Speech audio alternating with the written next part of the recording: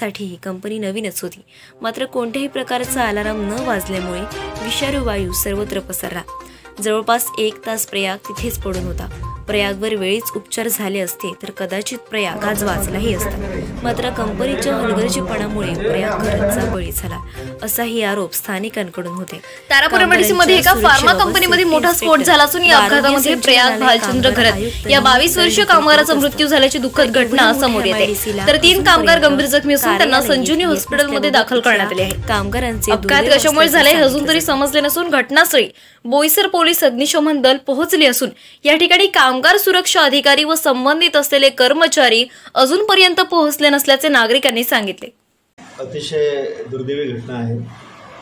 एक 24 वर्षाचा तरुण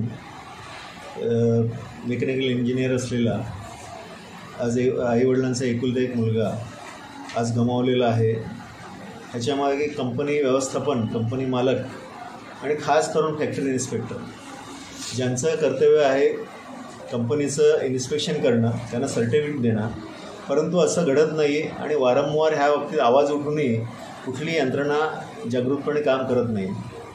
कारण ह्याच्यामध्ये अनेक लोकांचे बळी जातात, कामगार वर्ग असो, स्टाफ असो, शेवटी ज्याचं जाते त्याला कळते। ह्या ऑफिसर लोकांना फक्त पॉकेट घेण्यापासून काही समजत नाही। हे फॅक्टरीचे फक्त पैसे कलेक्टर आहेत, हे इन्स्पेक्टर नाही आहेत, हे फॅक्टरीकडून पैसे घेणारे कलेक्टर आहेत आणि पैसा जमा करणं एक वेळ त्यांचा धंदा आहे। त्यामुळे ह्यांच्यावरती कठोर कारवाई झाली पाहिजे।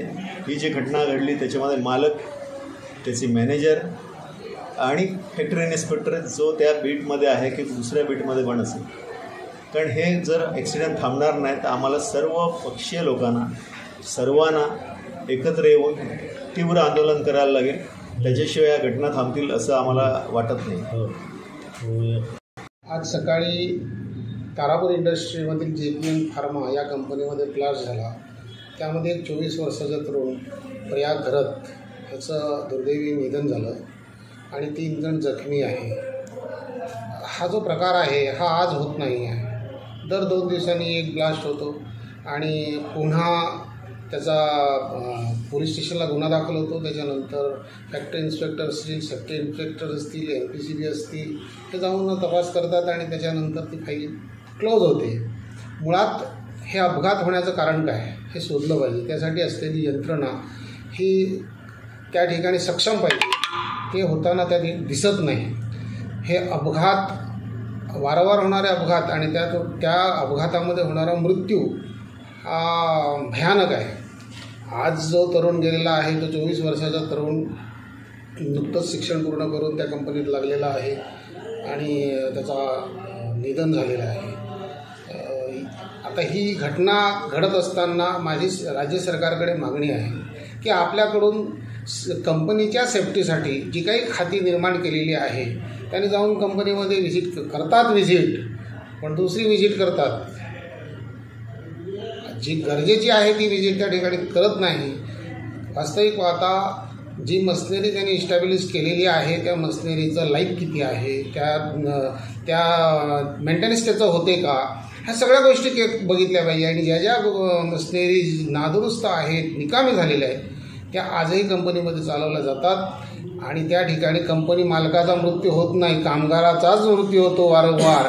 ही घटना भयानक आहे, म्हणून राज्य सरकारने याचं गांभीर्य ओळखावं आणि आमचं बोईसर हे भोकाळ होऊ नये, वेळीच याची दक्षता घ्यावी।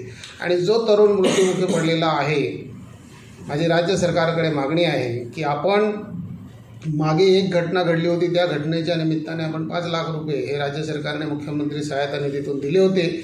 यावेळेस या तरुणाच्या आईवडिलांना आपण 25 लाख रुपये राज्य सरकारने द्यावे आणि कंपनी मालकाने देखील ताबडतोबीने याच्यामध्ये लक्ष घालून त्या तरुणाच्या आईवडिलांना तत्काळ मदत करावी आणि पुन्हा ही घटना घडणार नाही, होणार नाही याची राज्य सरकारने दक्षता घ्यावी आणि त्यासाठी आवश्यक असणारी यंत्रणा ताबडतोबीने उभी करावी।